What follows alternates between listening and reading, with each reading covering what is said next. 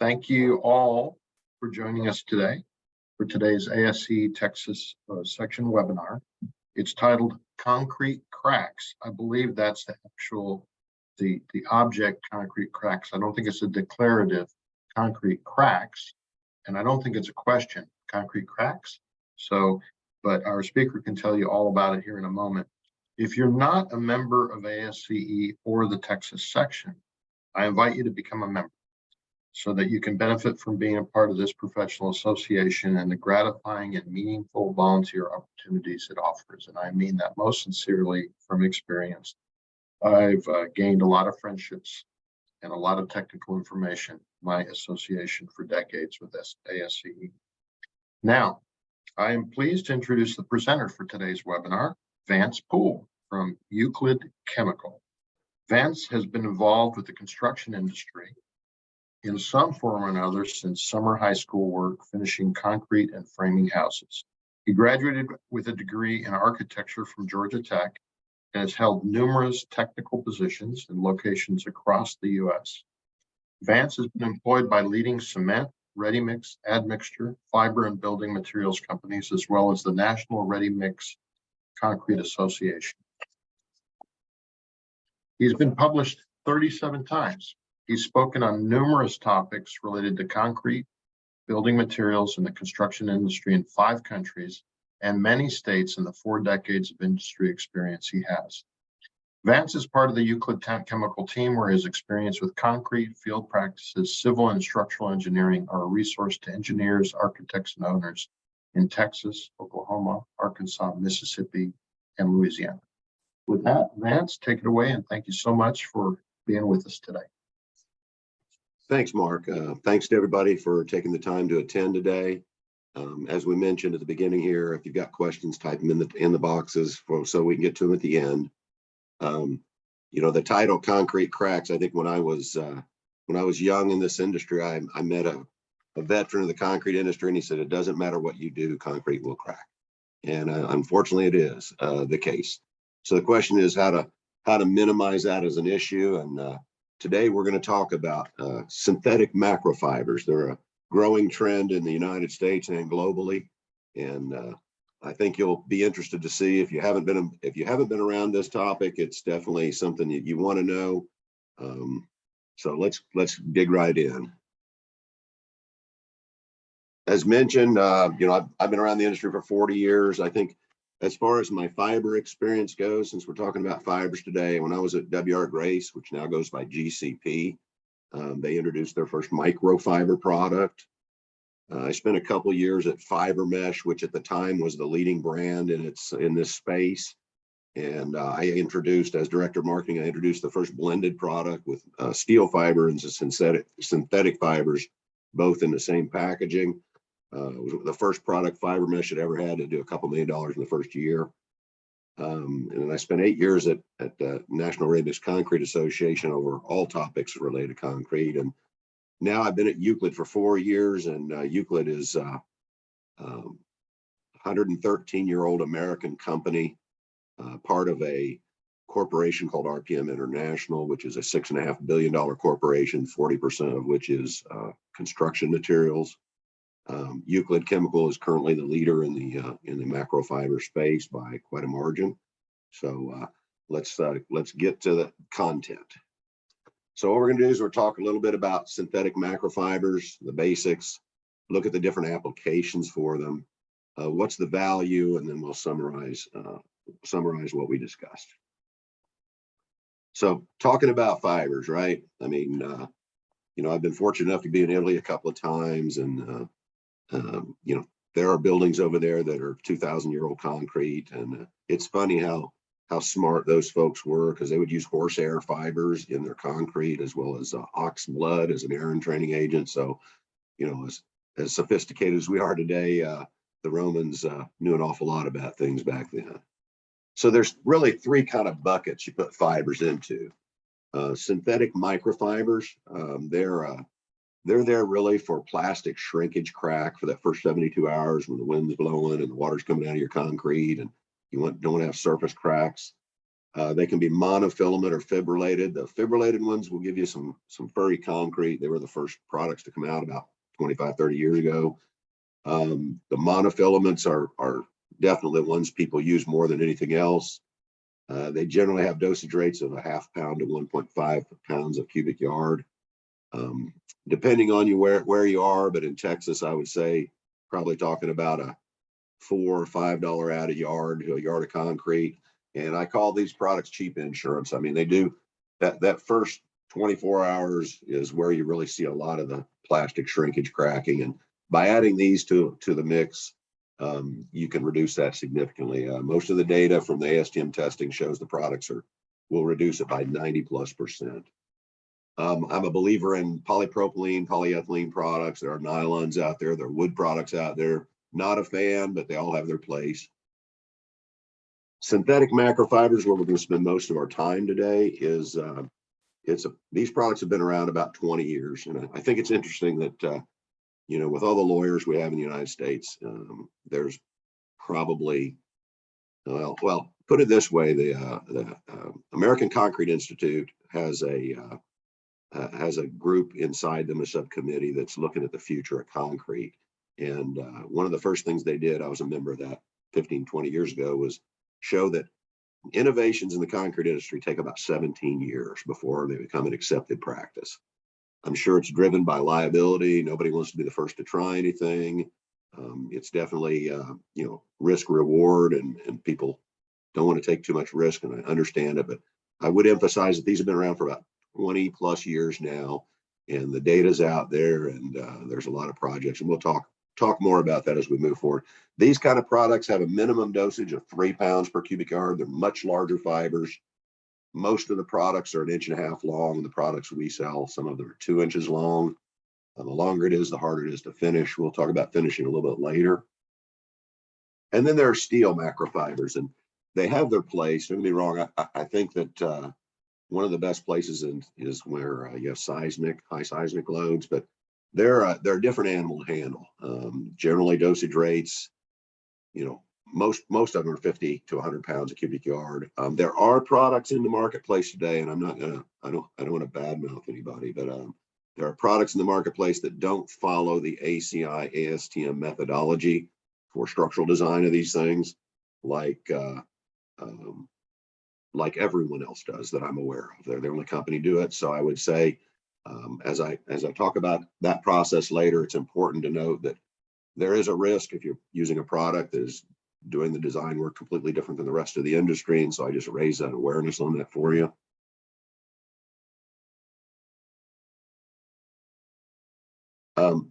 I think it's pretty important to note that reinforcement, as defined by the American Concrete Institute, includes fibers. That has been done in the last, 10 years, something like that. So, I mean, people don't think about these things as reinforcement. We, typically think of steel.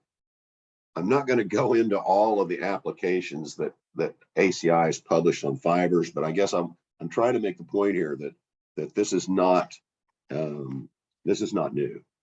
I mean, here we got the guide to design fiber reinforced concrete was just redone a 3 years ago. So it's a pretty new standard.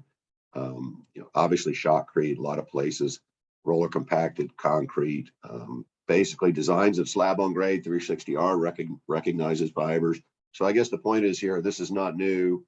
It takes years to get these kind of things through ACI committees and get agreement on what these standards should be. So the fact that all this has been done, I think should increase your comfort level if you're not familiar with these kinds of products.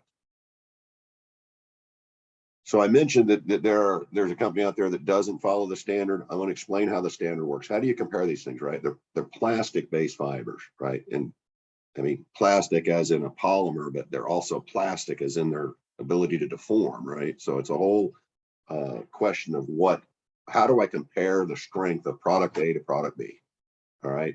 And the way they do that currently is with a test called ASTM C1609. The picture on here shows it. It's about an 8-inch by 8-inch beam. I forget how long they are, 25, 30 inches, something like that. It's a big piece of concrete. They put a steel plate on the bottom. They crack it down the middle, but they crack it so they crack the concrete, but they do not cause failure. The fibers are basically holding it together. So then they take the steel plate off and they retest, and they test to a deflection, right? We're dealing with a plastic material here. You got to make sure that you're working in a very low end of the strength capability of the product, because as you get to the middle and high ends of the strength, you're going to see deflection, right? They're plastic by both definitions. So you'll see an extremely, you could see, something that's going to pull apart, a crack that's too wide. So basically they built a huge amount of factor of safety into these things by using the strength that is at a very low deflection level. And when they do this, basically you get something called a residual strength, which is denoted as an FE3. And the residual strength fits into some calculations to be able to compare these products to number 3 bar, number 4 bar, wire mesh of all different sizes. So the science has been done, the work's been done, and when you're comparing, right, you might say, okay, I've got brands A, B, and C, and they all say they want 4 pounds per cubic yard. Well, they may not be the same strength. You want to look at the residual strength. So when you're specifying these things, it's important to put a residual strength number in there, unless you just want to specify one product, in which case, obviously, you've got the residual strength. I'm not going to spend detail on it, and this is going to be, I guess, recorded. If anybody wants a copy of the presentation, I'll be happy to send you a PDF of it. Just send me an email. This is, how design is done for traditional reinforcement and how it's done for fiber reinforcement. So obviously there are some differences. The beauty of this is that a number of the manufacturers like Euclid have apps for your phone, and you can just put a steel design in, and it'll tell you how many what fibers you need to carry the same kind of loads.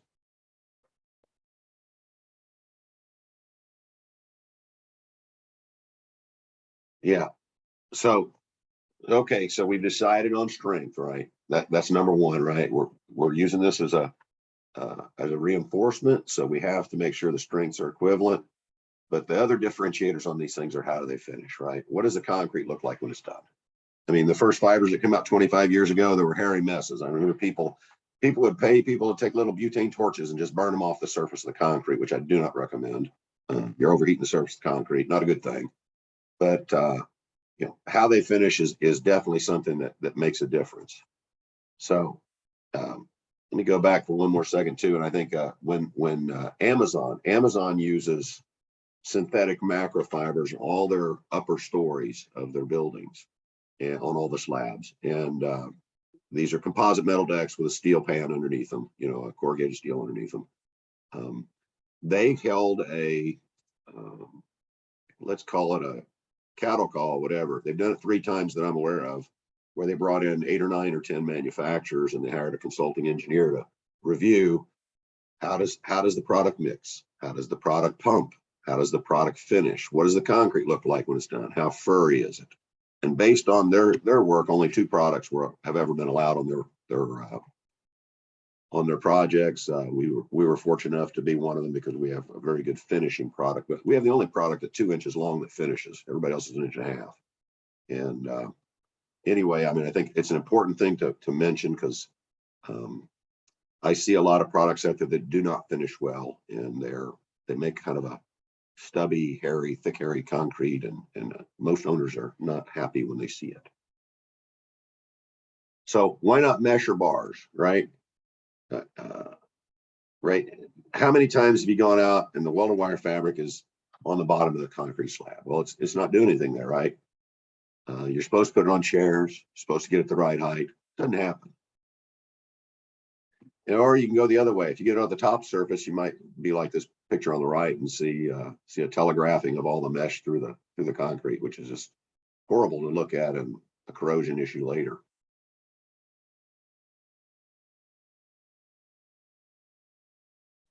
I love these pictures, because I've seen this on a job site 100 times, right? The guy in the top left picture here, he's standing on the wire mesh, but he's trying to pull it up at the same time. I don't understand how that works. It's just crazy. Here they're not even making an attempt to just pour the concrete on top of the wire mesh. And I will admit that in Texas, we've seen the last few years, since the COVID supply chain, and wire mesh has been harder to get, more expensive. And so we see a lot of number 3s, number 4s, 16 inches on center. That seems to kind of be the sweet spot in Texas. There are people on either side of that, but I would say I see that probably more often than not. And it's the same thing. You got to make sure you got them on chairs, make sure they're up in the right place. Versus when you're doing it with fibers, the fibers come out in the concrete mix. You basically just pump it out. So you've eliminated all the labor, which means you're going to have fibers where they're supposed to be, and you're not going to have to worry about whether the quality of the contractor to do it right is occurring.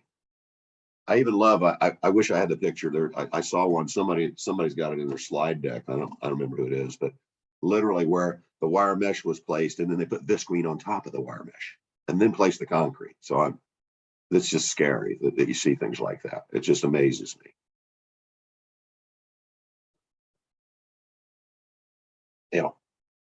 Something that we do as a company and some other good companies do is we like to have a pre-construction meeting. We like to make sure and talk to the contractor.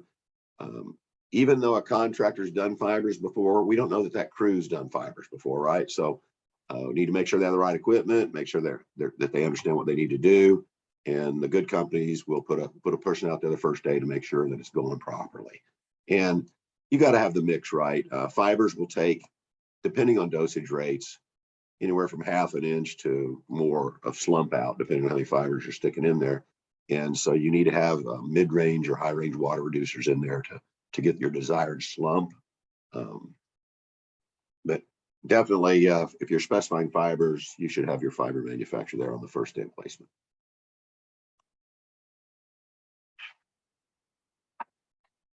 I can speak to my product and most products. A few products might want to be front loaded, but generally when these things go in, they go in at the end after everything's in the ready mix truck. They're water soluble bags, drop the bags in, got to make sure to mix them at high speed. That's a key. I make sure and make a special note of that. We have big projects where maybe a ready mix company is going to set up a plant on site. You don't have the haul time for it to mix. So you got to make sure to hold the trucks and make sure they mix. It's key, right? If they don't mix, if they aren't mixed properly, you're gonna have an issue down the road. And that's really the only thing you got to watch on these things, make sure they mix them right. Pumping concrete with fibers. Concrete with fibers pump just like any other concrete. I mean, we've pumped 10 floors up without any problem over time that I'm aware of. I'm sure we've done more than that. You have to start with a good pump mix to start with, right? If it's a mix that won't pump without fibers, then it's not going to pump with fibers in it. And something that they don't do, like the grate on the pump truck, you discharge it about two feet above it. Some people like to put it right on the grates. Surprisingly, fibers will pass through the grates better with that extra 2 feet. It just makes a difference. And some of the square grates that are on the back of the pump trucks can have an effect. And I've seen people, they take PVC pipe and just cut it in half and use that to round that. This is a product specific issue. Some products have issues with it, some don't. That's why, again, like I said, when Amazon was doing their due diligence, they said, how does this stuff pump? And they looked at how well it pumps. Like I said here, this is like the worst case scenario on the left here. I don't know whose fiber this is, but it's caught on the grates and the fibers are getting stuck there. And here with rounded grates works a lot better. And again, with the 2 feet, I've never personally had an issue with this on a project, but I know that there are people in other companies that have. So my videos are running. We'll see. It's point here. Here we got 2 pumps, but good mix. If it's tight, we don't have any.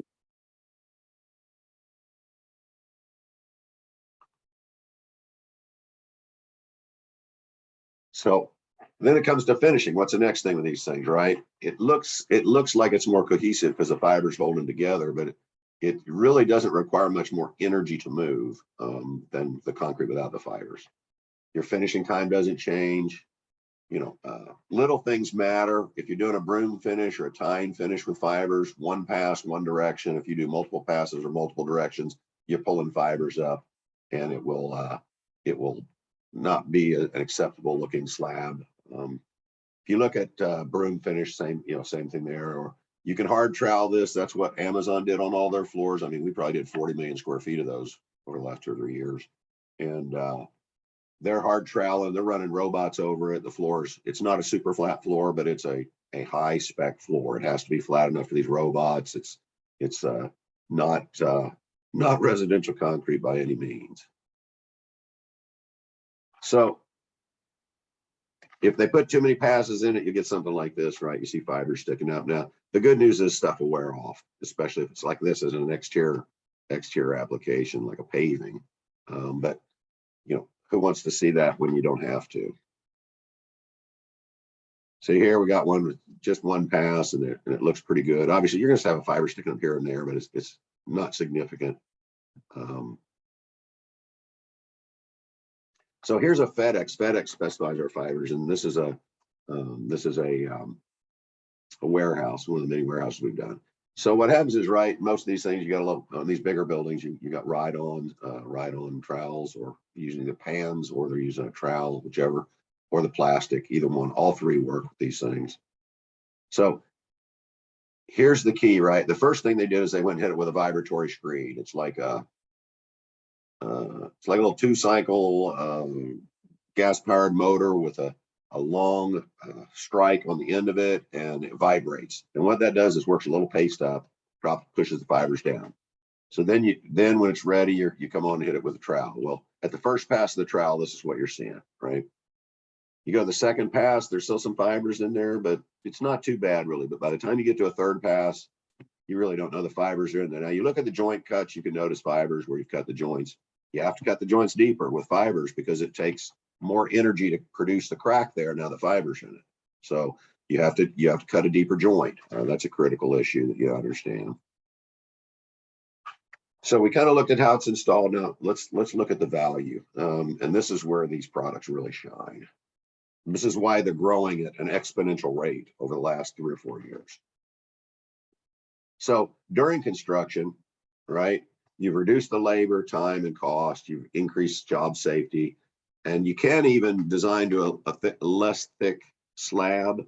We're here to help you with that kind of stuff if you want to look at it, but it's obviously not a requirement. So instead of having that mesh in there, we got the fibers in. After construction, you have much less cracking, less spalling and chipping. You actually have a surface which is more durable. It will take more impact resistance than traditional concrete does. And you don't have something that corrodes. Like right now, I'm working on a pier at the Port of Beaumont, Texas, that's got the topping slab over a double T construction. And basically, you take all the steel out, you put fibers in there. You don't have anything to rust when you're in the salt air. And what does that mean? I mean, right? How much money is spent in the United States fixing concrete that has rusted rebar in it? It's definitely a way to go that has long-term durability, long-term maintenance cost improvements. Not going to spend a lot of time on carbon footprint, but to some owners, it's a very important issue. We did a study at the University of Akron. Basically, we're reducing the carbon footprint of the reinforcement by over 50%. But I kind of like to look at the bigger picture because I'm looking at the concrete as an entire entity, not just the reinforcement. But with the concrete itself, you can have about a 4% reduction in the CO2 equivalent for all the concrete. So it's a pretty nice, it's a nice cut, something that can make some owners very happy. So what kind of applications are they used in? You can't, while they are reinforcement, they are not reinforcement for suspended slabs or structural beams or structural columns, shear walls, structural walls, right? In most cases, these are going to be slab on grounds or composite metal decks, things where there is something under the concrete. Slab on grades, parking lots, industrial, et cetera, those kind of places. Pavements, definitely pavements are a strong place. Right now, I'm working on 14 parking RV parks, and they have removed all of the reinforcing from the concrete pavements. The first one, in their own words, that we saved them $500,000 in construction costs. And I'm sure that didn't include the amount of time they saved because they obviously speeded this construction cycle up. Bridge decks, there are a lot of people using these in bridge decks. Actually, Caltrans, California DOT, they specify synthetic macrofibers with shrinkage reducing admixtures in all their bridge decks now. And other states are moving in that direction, but theirs has been in place now for, I want to say about 4 or 5 years, something like that. And they put a pound of microfiber in for plastic shrinkage cracks and 4 pounds of synthetic macrofibers in as the savings that they say they generate is in the millions of dollars a year in maintenance costs. Topping slabs, those are great places, you know, whether it's a parking garage or even in buildings. I'm doing some crazy things where people are using wood structural components, but they want a concrete floor. So little 3-inch topping slabs on there. Shotcrete, shotcrete has been around with fibers. It's been a leading application place for fibers. Composite metal decks, I'm going to talk some more about it. It's an awesome application. We can even do short retaining walls. There's a certain height limit, obviously, where you get to a load where you're going to have to put some steel in there. And insulated concrete form walls is another place where these can be used. So, you know, here's a slab on ground. This is a convention center. This is a really old job. 4.5 pounds of macrofibers, an 8-inch slab. They saved over $100,000, and this was many years ago. And the dynamics of the cost savings have changed substantially in the last, since COVID, basically. When COVID hit with those supply chain issues, steel prices went up, synthetic fibers went up, but they went up nothing like the steel did. So the savings has increased each year for the last few years. Here's one where we did one extended joints. This is in Sao Paulo, Brazil, 8 pounds a cubic yard, 5.5-inch slab, and they used this is a high flat floor. The golden trowel over here on the side for those. Sorry, I'm a concrete nerd. It's where I make my life. And the golden trowel awards are at the World of Concrete every year. They award a handful of projects. The golden trowel for technical innovation, and here they've used fibers and shrinkage reducing admixtures so that they can extend the floor joints. So you see the joint lines are right at the columns. I don't know what it is on there, but looking at it, it's probably about 60 feet, maybe. I don't know. It's significant joint spacing there. I mentioned earlier, FedEx, they use 5 pounds a cubic yards of the product, but they do specify the residual strength, and it's 5 pounds based on the product that we have.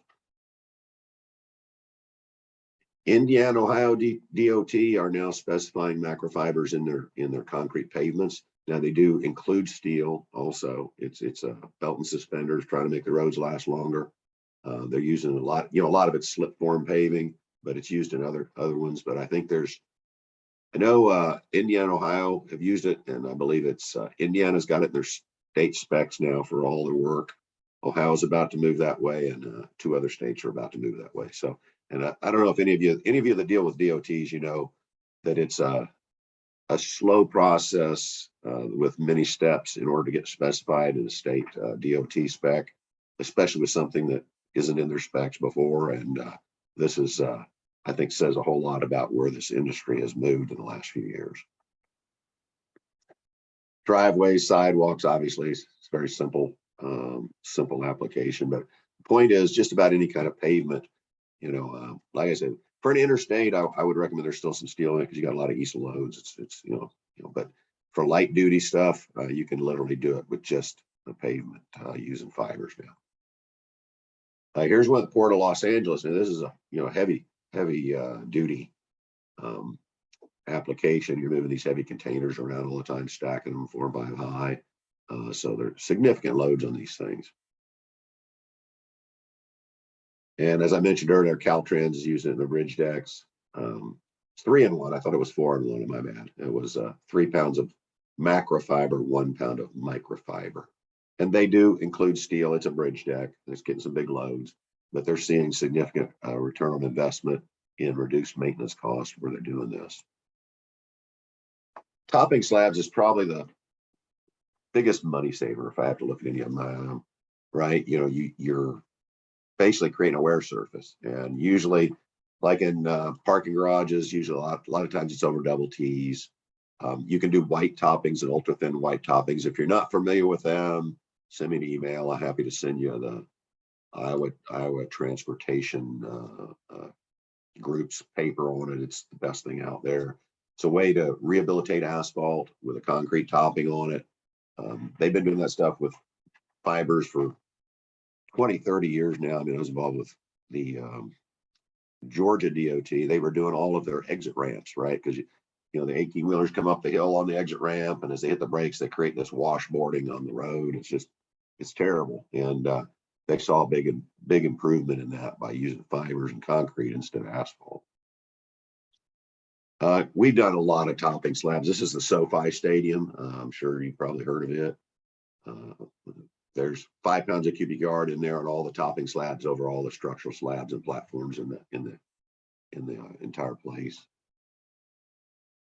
Take a minute to talk about the composite metal deck market. It's definitely one of the high value places for these products, and I find it unique. Right, this is the Steel Deck Institute, which these are steel manufacturers that set these standards, and this has been out now for over 20 years. This has been an approval over 20 years, because this was approved when I was at Fiber Mesh, and basically they've come back and said, you know, you can replace the steel with 4 or more pounds per cubic yard of macro fibers. They do not allow less than 4 in their standard. It's really a great place. Now, I do caution people. The fibers are strong enough to do it, but if you have negative moments over some beams, there are places where I will still tell people to put some number 3 bar mesh right there, and maybe right at a junction next to a shear wall. It's not that there's any issue related to a structural performance, but nobody wants a callback and nobody wants an unhappy owner. And you know, if you have big enough negative moments, concrete's going to crack with a steel in it, with fibers in it, with anything in it. So the question becomes, how big a crack is objectionable to an owner? So we recommend that you kind of belt and suspenders those spots. That way you make sure that you've got a happy owner at the end of it, and you're still saving a lot of money.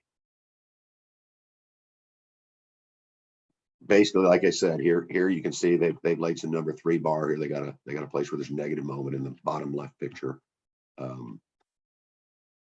Straightforward, great composite metal deck construction. Here's one. This was done 15 years ago. I don't know, in New Jersey, 4 pounds a cubic yard. Very, like I said, very easy. You've got rid of carrying the wire mesh up there or the steel or the bar and placing it, so you move a lot faster. That's a big vibratory screed there, in case you have never seen one before. That's a real wide one. We recommend to everybody use those on the first pass before they do anything else. Some people will use a roller screed. If you're not familiar with those, they're used a lot in pervious concrete. And it's basically a very long tube that spins by a 2-cycle motor, similar to this. It works. We've had it on a couple, 3 projects lately that I've been involved with. I prefer the vibratory screed, but either one is acceptable, because you're just trying to get those fibers pushed down and a little bit of paste up at the top. Here's a hospital in New Jersey, 4 pounds cubic yard. I need to get some Texas pictures in here. I'm sorry, I should have some Texas pictures in here, but I don't know. I need to put some pictures in here from Tesla, some Amazons, some FedEx. We've done every new tractor supply store has our fibers in it. Shotcrete, right? We all see the fake rocks and all that stuff, the stuff you see at the Disney Worlds and type places and everything. It's a great place to use fibers. You throw the reinforcement in right as you're shooting it in place. We did a lot of canal lightings. You know, these things require repairs, and basically, you know, you're just going in and rehabbing in some of those, but you can do it on new construction as well. And I live in Houston, and we have such a long coastline in the state. And you know, if you're involved with projects that are within 5 miles of the coast, according to ACI and their parking garage standards, then you need to be concerned with corrosion from salt air. And with all the petrochemical and chemical and oil related plants we have in the state, There are other things that can cause corrosion in your rebar as it works. The chemicals make their way through the concrete. So you're getting rid of those corrosion issues. And that can be huge from a cost saving standpoint. Here's a flood wall in Tucson. They cut the steel by 40% in this application. And here's residential where they cut 70% of the steel out of these things in like a basement type application. And ICF, I'm not going to spend much time on it, but you know, these are, if you've not heard of ICF or never seen it, it's like a think of it as a hollow Lego block that you stack up and then you fill it with concrete and rebar. And there are companies, myself included, that have come up with ways to eliminate most, if not all, the steel in there and just pump fibers in, and you have a structural wall. So what are the features and benefits, right? On a material, you only have the cost of the fibers. The left-hand column is what's associated with fibers. The right-hand column is what's associated with steel. But in the steel, you got the cost of the steel and the cost of the chairs. Then from a labor standpoint, you have no labor cost in the fibers. Well, you've got in the steel, and again, you install the steel in the chairs. You have to lift and move it. If it's on a second floor, either people are carrying it up there, you got crane time to move it. You know, speed of construction, right? I'm getting rid of any time I was spending on steel, that goes away. So if there's an early completion bonus I might buy on a giant project, I could buy days, literally days of reduced time for not having to place and tie steel and make all that work. And people don't consider it in the numbers, but right, if I can get the job done 3 days sooner, all right, there's a job trailer out there, there's a job superintendent out there, there's a handful of people that are there to make the job go. That stuff goes away when you eliminate a day or 3 days or 5 days. And that money never shows up in the numbers that I run for how much the savings are, but it can be significant. And last but not least, I mean, being in this industry 40 years, you know, thank God construction has become a safer environment than it used to be, but it's still one of the more dangerous environments to work in. And, you know, there's no bar for you to trip and fall on, which means no lost time incidents. And I don't know if you're aware, but when contractors, if they have a lost time incident, it affects their future insurance cost for a very long time. And it is significant. So, I mean, that's a big plus. Again, it doesn't really get costed into the cost savings when you look at these things. So again, I got rid of the labor cost. I got rid of the labor cost for the placing chairs and to move the steel. So really, how much time do you take to place bar, right? It's huge. If we can get done early and somebody gets a bonus, that's great. I kind of covered this a minute ago. No safety issues, no lifting injuries, right? Somebody lifts too many pieces of rebar, they can hurt their back. I mean, there's all kinds of angles here that we'll never think about. But you get when COVID was big, we were looking at how can we cut a number of people on the job site. And I don't need those steel placement guys. So, all right. So you make a decision, you decide you want to do this. How do you find the right dosage rate? Every fiber you look at is different. Just don't assume that 4 pounds. If you calculate with brand X and it's 4 pounds to do what you want to do, that doesn't mean it's 4 pounds of everybody else. And I caution you once again, like I say, there's one little steel fiber company out there that is promoting a different way to do the calculations. I am not saying they're wrong. They may be right. There may be it may be a valid engineering formula they're using. But to me, I'm looking at big picture. There's liability. If I have a problem later and I'm using a product that has, they're the only ones that do it that way, and everyone else does it another way. That looks like something I wouldn't want to talk about in court. And just that's the way I think, because we have to think about those things nowadays. So first off, work with your fiber manufacturer. You know, if they're not helping you, then you need a different fiber manufacturer. The way we do it, we've actually got we've got apps for your phone, both on Android and on Apple. To do it, you need to know the thickness of the slab, the PSI of the concrete, You have your steel design that your steel design for it, right? I've got number 4, 16 inches on center, or number 3, 16 inches on center, whatever it is. So you have to know what size steel, is it high strength steel or regular steel? That's important to know, the spacing of it. And where is it located in the slab? Is it 2 inches on top, 3 inches in the bottom? Where is it located, so that you know how to run the calculations? Beauty of it is, for the companies that have apps, like I said, you just plug all that stuff in, and it'll give you the calculations and give you a PDF with all of it for your file. It makes it very easy. Again, I mentioned it, I won't mention it again, but one company is not following the ACI guidelines, and that discourages me, because if they have a problem, that problem bleeds over to the people that are doing things right. And that's very concerning to me, because like I said at the beginning of this thing, it takes 17 years for a new innovation to happen. Well, people don't remember the 1,000 projects that went well. People will only remember the project that didn't go well. And so that's the concern here. So, buyer beware. So let's compare prices. When the supply chain issues happened with COVID, we saw the price of steel go crazy. We saw mesh hard to get, 8, 10, 12, 6-month lead times at one point, I think.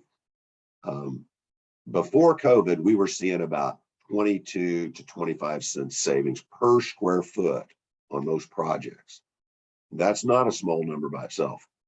Quarter a square foot. If you got 1 million square feet, that's $250,000, right?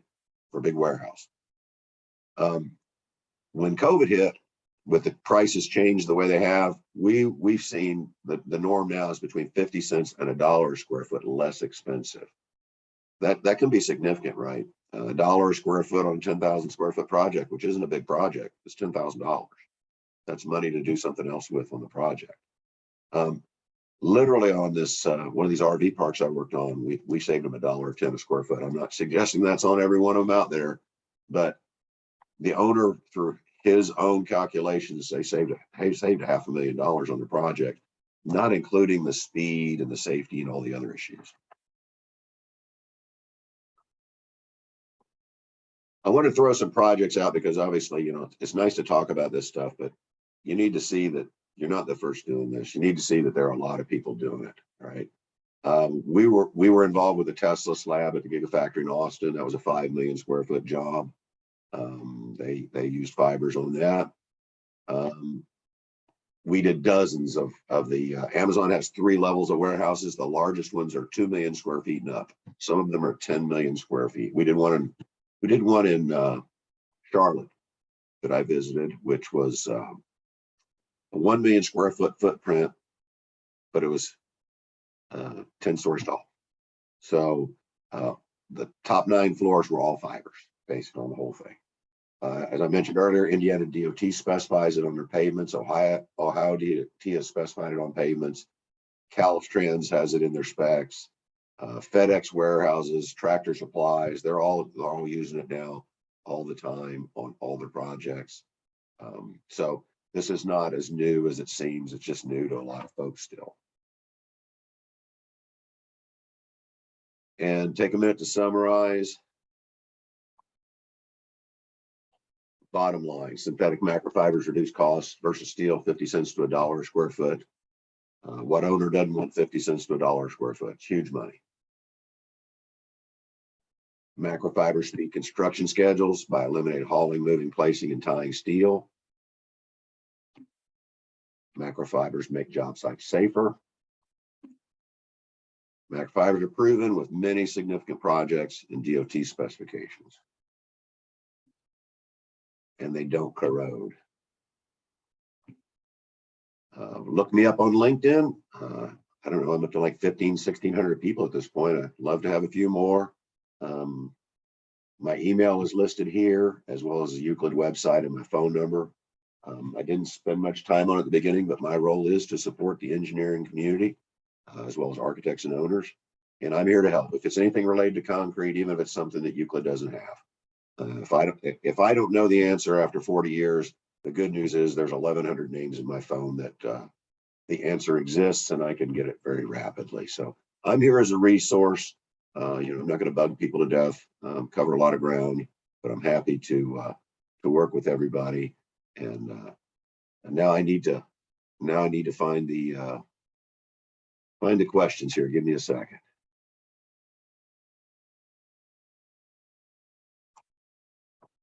I'll help you with that. I'm working on it. I got too many screens open.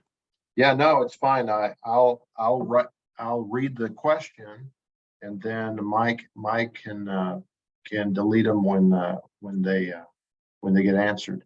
Awesome. The first question is, what is the estimated life expectancy of the fiber? Yeah, I mean, when you think about it, it's an inert material. It's not going to corrode. Now, obviously, if you have them on the very top of the slab, they in that furry stuff, they're going to break down in the sun and through wear. But they're encapsulated in concrete, so I don't know that there's a definitive answer that's been made. But at this point, there's projects that are 30, 40 years old now, easily, that are out there. So I mean, many decades is the best answer I can give you. Probably, I would think 100 years. I don't see why it's not 100 years. I mean, people are putting these in projects that are going to be around for 100 years, and I don't see any reason why they shouldn't be there. All right. The next question, and I'm going to piggyback on this question, since I had a question, sort of. Are any of these fibers from recycled solar panels and wind generator blades? That's the viewer's question. My add-on to that is that recycling, if there are recycled materials, does that have a lot to do with the savings in carbon footprint? Actually, all macrofibers that I'm aware of are made from virgin plastics, mostly polypropylenes with other materials. Sorry, you kind of set me up with this one. Euclid Chemical makes the only recycled product in the industry. And it's a microfiber. It's a microfiber for plastic shrinkage, because we don't have the quality control over the recycled materials that we have over the new materials. And so for structural applications, we're just not there yet to put these in our macrofibers. But we have a product called Reprieve that's out, that is for every yard, every 10 yards you put in, I believe it's something like 16 or 18 plastic water bottles are not going into the landfill.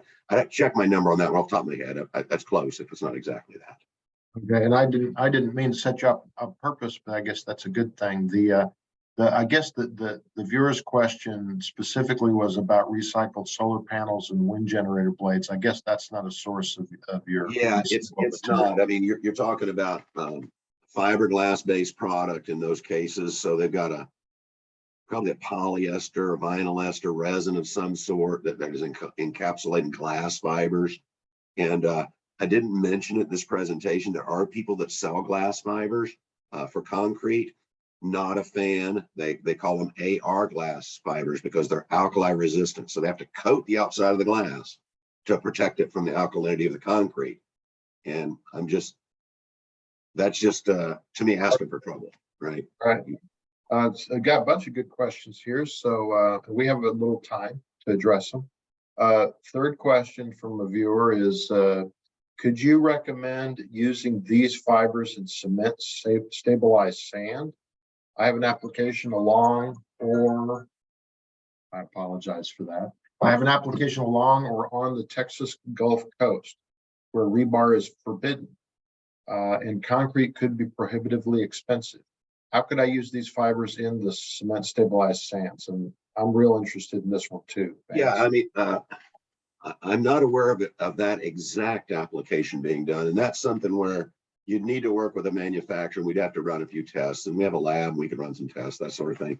Now, I do know that we've been working with the Army Corps of Engineers for a number of years, and they have a vendor who's making I don't know, for lack of a better term, I'm just going to call them riprap sacks, and they're cement and fibers and sand and a little bit else in there. I don't know what else is in it. And they basically drop them down and get them wet, and they're using them along the Mississippi River to stop erosion. And so I'm certain that there could be, this could be something that could be done. The question is how much fibers, how strong is the matrix that it in? Because the value of fibers goes down in some of these lower strength materials because, right, it's the fiber isn't the strong, it might be stronger than them at some point. And so it would be something we'd have to make some mock-ups, do some tests and see, but I think it's well within the ability to do. But I don't think that there's a lot of literature on it or experience with it that's out there. Next question, do very high or low temperatures affect the use or quality of concrete and macrofibers? That's a good question. In the normal operating temperatures that we do concrete in, let's say 130 degrees, let's go Phoenix on fire, 130 down to -20 or whatever the number is in Alaska or northern Canada, we don't have any issues there. It becomes a concrete issue in both those cases, right? Retarding against the heat or accelerating against the cold. It's more about the concrete than the fibers.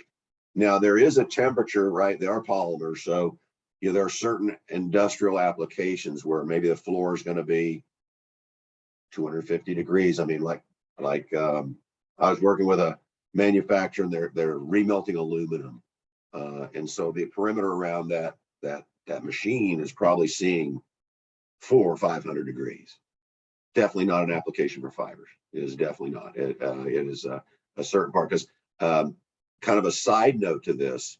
In the UK about 25, 30 years ago, they did research and they showed the microfibers, the skinny little hair-like fibers, that in a fire situation, they provide extra time to get out of a collapsing building because, right, we all know that when you have freeze thaw, you put air entrainment in so that when the water expands to ice in your concrete, you have a space for it to go to without cracking your concrete.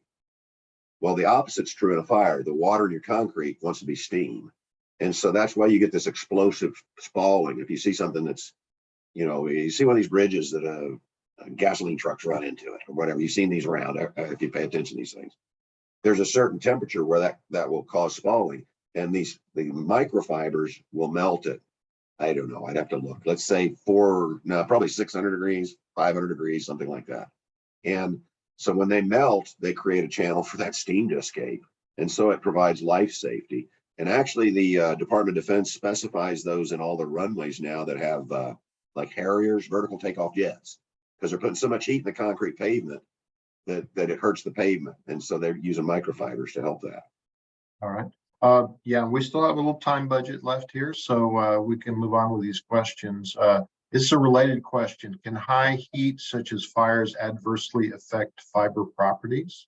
Yeah, I mean, if you have a serious fire, if the concrete reaches a certain temperature, and it varies by product, but like I said, I don't know if it's 400, 500, 600 degrees. I'd have to look.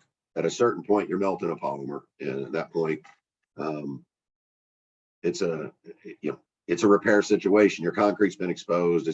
If it's getting those kinds of temperatures, you probably got issues with the concrete as well that would need to be resolved.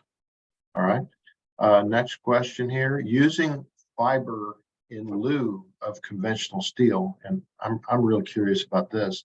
Does the thickness of concrete increase? And I guess my add-on to that would be how much if it does increase. It does not. That is not an issue. You can we're just kind of replacing the steel so that whatever thickness you had there is going to be sufficient. It shouldn't be an issue. With fibers, I mean, I think I've done 2-inch topping slabs. I don't know about 1 inch. That'd be kind of crazy. I don't know. It's there's certain things, right? What's the tolerance on a 1-inch slab? But in general, most every application you run into, you're not going to have to change the thickness of the concrete. Okay. Question here. Happy to hear you reference Roman concrete. Are you aware of current work incorporating Roman concrete's self-healing properties using lime clasts? I am. I'm not deeply familiar with the lime piece, but all of the major admixture companies, including Euclid, have products now that you can put in your concrete that will basically, the way they self-heal is, right, when you get the cement wet and it hydrates to become the glue in your concrete, you create calcium silicate gel, and calcium silicate gel is what holds everything together. You also create a byproduct, which is calcium hydroxide. And that calcium hydroxide is your pores in your concrete. It's really a leftovers of worthless. Well, these crystalline additives that Euclid and everybody else make, we all have them, like I said. They basically work with that calcium hydroxide that's in the concrete and self-heal. They take that and chemically turn it into calcium silicate, which is the glue. So you're making it stronger, and it will heal certain width of very, very small cracks. I don't think big cracks, but small cracks. It can self-heal, and those are on the market, have been on the market for a number of years. If you want more detail, I'll be happy to send you stuff on mine. And like I said, it's whenever you pick a concrete producer, they've got an admixture, and whoever's admixture they've got, most of the major companies have one of these. All right. And finally, and so many of these questions are related to heat, which shouldn't be a surprise, I guess. Does seasonal heat damage or promote excessive creep in synthetic fibers to the detriment of the paving surface?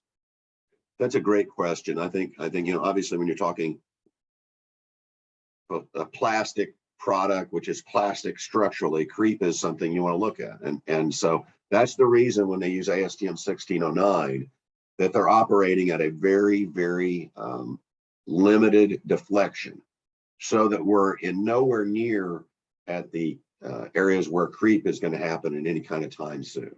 And so that's been taken care of by basically the way the designs are done. So, and the temperatures, like I said, 130 degrees or something, it's insignificant in the process. Even if the pavement's 200 degrees, it's not going to generally be any kind of an issue. Okay. I think we're about a minute shy, so we're right on schedule. Vance, we did have a final comment, not a question, from Jody. He said he was found our presentation to be very interesting and helpful, and we appreciate that positive comment. Yeah, thank you so much. So thanks again to everybody for participating in today's ASCE Texas Section Technical Webinar. I'd also like to thank you again, Vance, from Euclid Chemical. As mentioned before,